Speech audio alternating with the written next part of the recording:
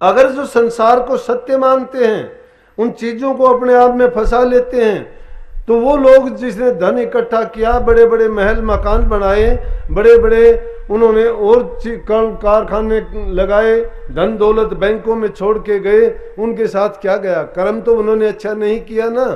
अगर अच्छा कर्म करते तो संसार से सुखाले जाते। जब उनकी पेशी लगती प्रभु के दरबार में, तो उनका लेखा जोखा जब देखा जाता तो उनके पल्ले कुछ धन दौलत होता। ये दुनिया की धन संपत्ति दौलत यहीं छूट जाती है, लेकिन नाम की दौलत ये हमारे साथ जाती है। इसलिए महापुरुषों ने फरमाया कि भाई तुम सत्संग में जाके, सत्संग की बराबरी नहीं है कोई भी। सत्संग में आया था, अगर किसी भाई को इन चीजों के बारे में भ्रम हो, उसमें कह दिया कि जप तप पूजा पाठ ये चीज सत्संग के तुल्य नहीं है वो इसके तुल्य। क्यों नहीं है? वो के संसार में आपको नामवरी के लिए, इज्जत के लिए, बढ़ाई के लिए लौकिक भक्ति है, वो उससे आपको मान इज्जत सम्मान मिल जाएगा, लेकिन आपकी रूह का काम उसमें कोई नहीं होता है।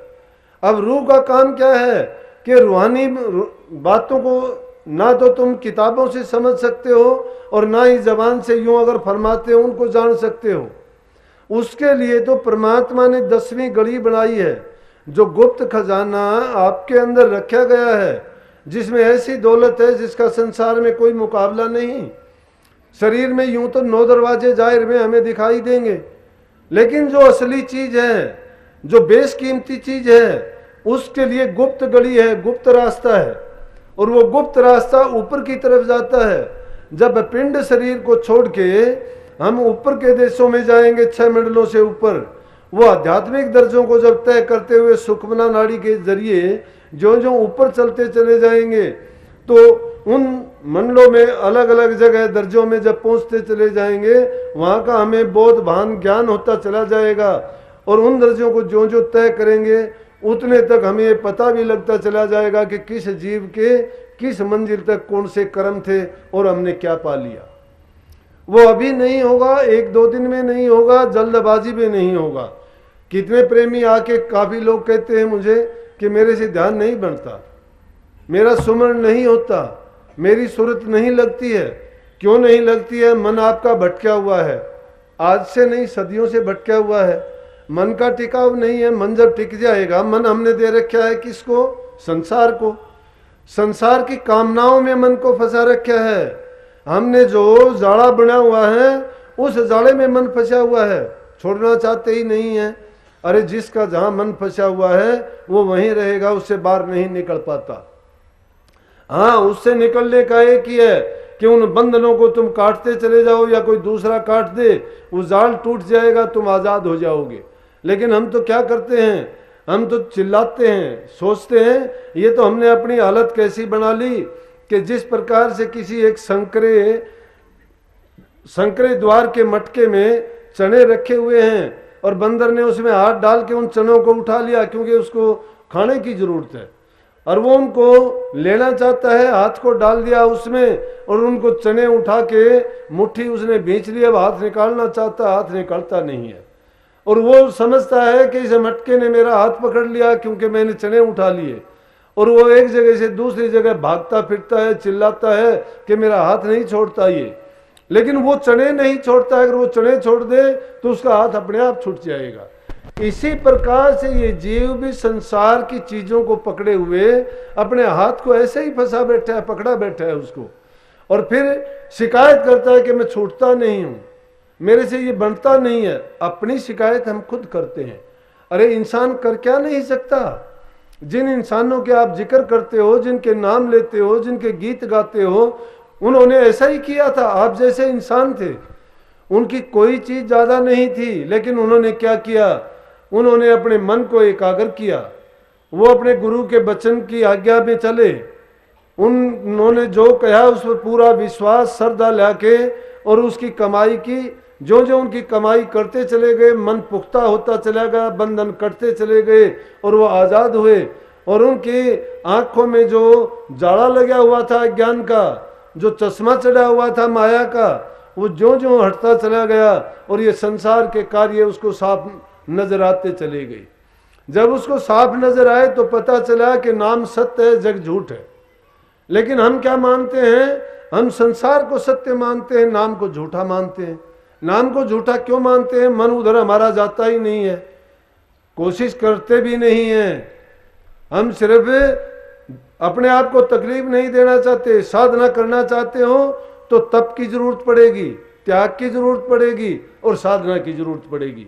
इन तीनों चीजों में अपने आप को जब लगा दोगे, तप के लिए क्या है कि अपना आराम और सुख जब तक नहीं आप त्यागते हो तो ना तो किसी दूसरे को आप सुख दे सकते हो और ना ही कभी आपको सुख मिल सकता है। संसार की जिन चीजों को आप प्राप्त करते हो, जिनको पकड़े बैठे हो, उनकी तासीर सुख देने वाली है ही नहीं। जिस सुख को हम सुख मानते हैं वो सुख थोड़े दिन के बाद, थोड़े समय के बाद दुख में परिवर्तित हो जाता है। सोचते हैं हम कि इसमें आनंद मिलेगा, आनंद नहीं मिलता। कुत्ते की हड्डी है वो। जिस प्रकार से किसी कुत्ते को एक सूखी हड्डी मिल गई और उस हड्डी को लेके वो एक गुप्त स्थान पे जाके उस हड्डी को चबाता है। गुप्त स्थान पे क्यों जाता है? वो समझता है मुझे बहुत बढ़िया चीज मिली जिससे मेरा पेट भरेगा, लेकिन है वो सूखी हड्डी, उसमें कुछ भी नहीं है। और वो छिपके क्यों? कि कभी कोई देख ना ले, कभी कोई छीन ना ले तेरे से। और जब उसको छिपके चबाता है तो उस हड्डी में कुछ भी नहीं है, उसी के मसूड़े फूटते हैं, उसी का खून निकलता है जिब्या से, उसी स्वाद को लेके वो सोचता है कि मुझे आनंद जो मिलता है वो इस चीज में मिलता है। इसमें जो हड्डी है उसको चूसता हूं, उससे खून आता है, खून उसका नहीं है। अपने ही खून को चूस के वो सोचता है मुझे आनंद इसमें आ रहा है। इसी प्रकार से जीव भी संसार में अपना अहित करता है। उन बुराइयों में फंस के अपने ही खून को चूस के ये सोचता है ये विषय विकार संसार के ऐसे हैं। विषयन से जो रहे उदासा, परमार्थ की जामन आशा, धन संतान प्रीत न जाके और खोजत फिरत सद्गुरु जाके। जिनके परमार्थ की जिसकी आशा नहीं है, विषयों से जब तक आप उदास नहीं होते हो, आपका चरित्र अच्छा नहीं है, आप काम में, क्रोध में, लोभ में, मोह में, अहंकार में, अरे काम के कीड़े बने हुए हो। हर प्रकार से ये नहीं होता कि शरीर से ही करते हो, मन से भी बुरे हो, ख्याल से भी बुरे हो, करनी से भी बुरे हो। हमारे शास्त्र तो कहते हैं मन, वचन और कर्म से 10 प्रकार के दोष करते हैं। और मन, वचन और कर्म से जो पवित्र हो जाता है वो जीवत इसी जीवन में देख लेता है। इसीलिए संतों ने कहा है कि जीवत मृतक होए रहो। और जीवित मृतक कब हो जाओगे? कि सब कुछ देखते हुए, सब कुछ तुम्हारे पास होते हुए, सारे पदार्थ होते हुए भी उनका त्याग कर दोगे। उन पदार्थों को ये नहीं समझोगे कि हमारे भोगने के लिए हैं या ये हमारे लिए बने हैं। ये हमने अपने जीव के स्वाद के लिए, जो सिर्फ रोग बढ़ाने के सिवाय कुछ नहीं करते हैं। इंसानियत के दुश्मन बने हुए हैं लोग। आज अगर देखते हो तो खाने में, पीने में तुम कोई भी चीज देते हो, इंसान के जीवन की कीमत नहीं है। हर जगह धोखा है। किसके लिए करते हैं वो धोखा? माया के लिए। कौन सी माया? चंद पैसे के लिए। क्या करेंगे पैसे का? सिर्फ पाप इकट्ठा करेंगे और कुछ भी नहीं। अगर इंसान इस बात को समझ जाए और जान जाए तो वो अपना जीवन सफल बना सकता है। लेकिन कभी भी ये नहीं सोचता, जो इंसान जैसा करता है उसको वैसा जरूर भरना पड़ेगा, चाहे वो लाख कोशिश कर ले। अगर किसी ने अपनी जिंदगी में किसी का बुरा नहीं किया, मैं दावे के साथ कहता हूं उसका बुरा करने वाला पैदा नहीं होगा। अरे कीचड़ से कभी कीचड़ साफ नहीं होता, गंदगी से गंदगी को साफ करते मैंने कभी नहीं देखा।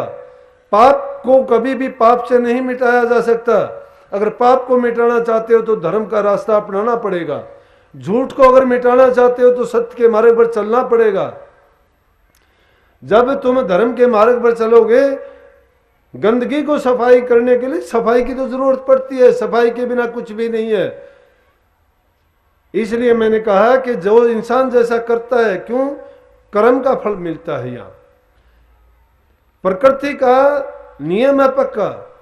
क्या बताऊं कि भोली सी बहन है अपने राजस्थान की, उनकी निमड़ी वाली में शादी, 4 बहन ब्याह रखी है। यह हाजिर की बात बता दूंगा, हमारे मन में भी विश्वास नहीं होता है। रोजाना की घटना कितनी होती है ऐसी। तो क्या हुआ कि उसका जमाई बेचारा किसी झूठे केस में फंस गया और मुकदमा क्या, फौज में नौकरी करता था, छुट्टी आया हुआ था, झगड़ा हुआ, बैर ईर्ष्या में उसका भी नाम लिखवा दिया, वो फंस गया बेचारा। अब गरीब लोग हैं अपने यहाँ, ज्यादा क्या है उनके पास, अपना खेती का काम करके हम पेट पालते हैं, उसको क्या सहारा देखते हैं। जब तक इंसान को दुख नहीं होता, इंसान न राम को जानता है, न गुरु को जानता है, न धर्म को जानता है।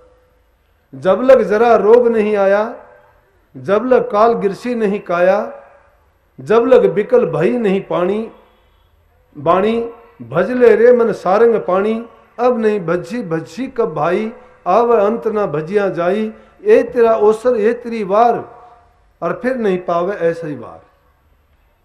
जब लग जरा रोग नहीं आया, जब तक इंसान को रोग नहीं तब तक बादशाह है वो।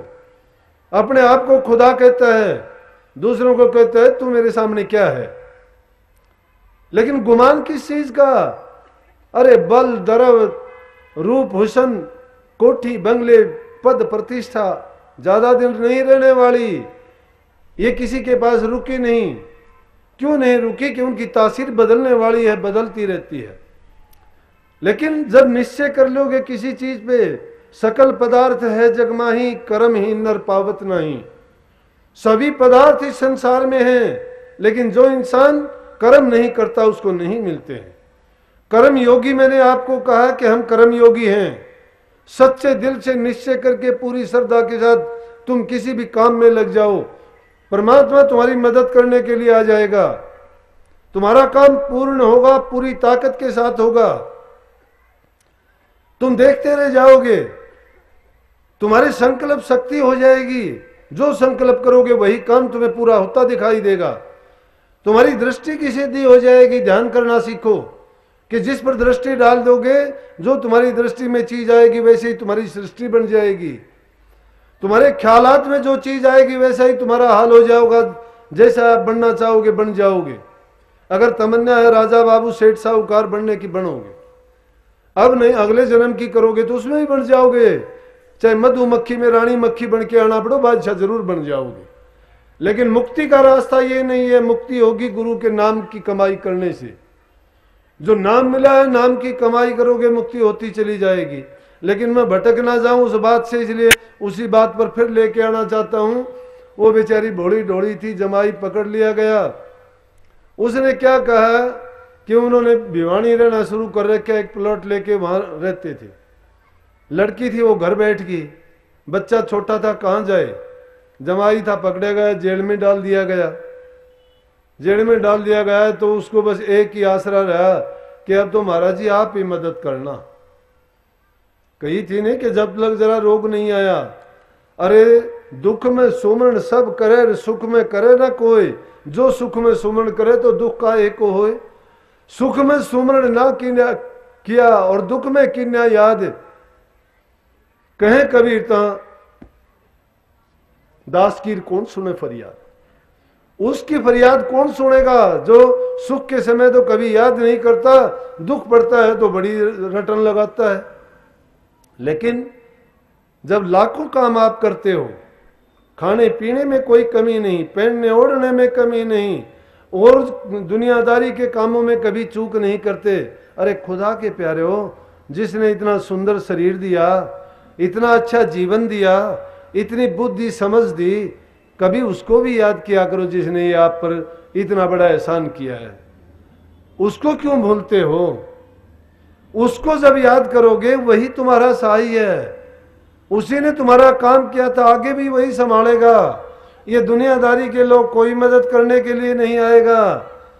तुम्हारी दुख में, बीमारी में, तकलीफ में मिलके देखना इनसे कि भाई मेरा रोग ले ले। अगर कोई ले ले तो आ जाना, बताना कि मेरा रोग ले लिया। तुम्हारा दुख दर्द हो, कोई अगर कहे कि मैं बंटवा लूंगा, किसी ने बंटवाया हो तो बताओ। लेकिन अगर उसको कम करना चाहते हो, बंटवाना चाहते हो, दुख दर्द तकलीफ हो, तो वो भी उन गुरुओं की दर पे जाओगे, वो तुम्हारा कम कर सकते हैं। उनके पास वो दौलत है, वो मरहम और वो दवाई है कि वो दवाई, वो गुटका, वो फाकी, वो बट्टी, वो देने से आपको रोग मुक्त कर देंगे, तकलीफ मुक्त कर देंगे, सब कर्मों से बरी करके आपको तुम्हारे निज घर भेजने का पैगाम दे देंगे, संदेशा दे देंगे। लेकिन यकीन नहीं आता है इंसान को क्यों नहीं आता इंसान को कि हम काल और माया के बंधनों से जकड़े हुए हैं, अगर इनसे ऊपर उठ जाएं तो हमें साफ दिखाई देगा ये। तो उन्होंने क्या किया कि रोजाना 10-12 किलोमीटर दिनोद गांव पड़ता है, वो भिवानी से रोजाना पैदल चलती और कहने लगी कि हम 12 दिन तक पैदल रोजाना सुबह बिना किन्हीं खाए पिए दिनोद धाम में मत्था टेक के आएंगे, मालिक हमारी मदद करना, हमारे जमाई का कसूर नहीं। जो पूरी श्रद्धा और यकीन के साथ वो लगे, तुम गैल की कहानी कथा सुन के पढ़ के उन पर इतबार नहीं करते हो, कहते हो कि नामदेव की छान चबा दी, कबीर का तूने यज्ञ करवा दिया, भीलनी के तू झूठे बेर खा गया, तूने ये कर दिया, तूने प्रहलाद को बचा लिया, ध्रुव भगत को जाके वहां मदद कर दी। अरे क्यों परमात्मा मूर्ख है, उसको याद दिलाते हो ये चीजें, उसको क्यों याद दिलाते हो? तुम याद करो ना कि मालिक आपने ऐसे ऐसे के काम किए, हमारा क्यों नहीं करता, क्यों नहीं होता हमारा काम? हमारे दिल में श्रद्धा नहीं है। अगर हम करते भी हैं तो भी धोखे से बात करते हैं। अगर सच्चे दिल से हम प्रभु को याद करते, वो दूर नहीं है हमसे, वो एक एक कण कण में समाया हुआ है। जो तिल माही तेल है, चकमक माही आग, तेरा प्रीतम तुझ में जाग सके तो जाग। जिस प्रकार से तिल में तेल है, लकड़ी में आग है, दूध में घी है, इसी प्रकार से वो समाया हुआ है, सांस सांस में रमा हुआ है। रमे हुए का नाम राम है, हर जगह मौजूद है। वो सारे काम करते हुए कुछ करते हुए नहीं दिखाई देता, कहीं भी ना होते हुए हर जगह है, और हर जगह होते हुए भी कहीं दिखाई नहीं देगा, दृष्टिगोचर नहीं होता। फिर यकीन उसका कैसे आएगा? अगर वो नहीं हो तो हमारे काम कैसे होंगे? लेकिन इंसान को जो कर्म करने की आजादी दी, उस कर्म के आजादी के बस होके ये गलत काम करने शुरू कर दिए। इसने सोचा ये खुद कर्ता बन गया, कर्ता नहीं है इंसान, ये तो एक कठपुतली है। जो खेल हो रहा है वो प्रकृति का खेल है, उस प्रकृति के खेल में ये भूल भुलैया में भूल गया है। लेकिन जब संत उपदेश करते हैं, इसको सोए हुए को आके जगाते हैं, कहते हैं कि तेरी भ्रमना है, तेरी भूल है, तू भटका हुआ है, जाग, उठ, चेत, और तू सत्संगत कर, और सत्संगत में जाके तू प्रभु के नाम को जप, दुनियादारी के काम कर, जिम्मेवारी है, उनके बिना काम नहीं चलेगा। अपने कर्तव्य से ना भागो, लेकिन उनमें सबसे मुख्य काम जो है वो क्या है? हमारे हित का, जो हमारे काम आएगा वो प्रभु की भक्ति है, दूसरी कोई चीज नहीं।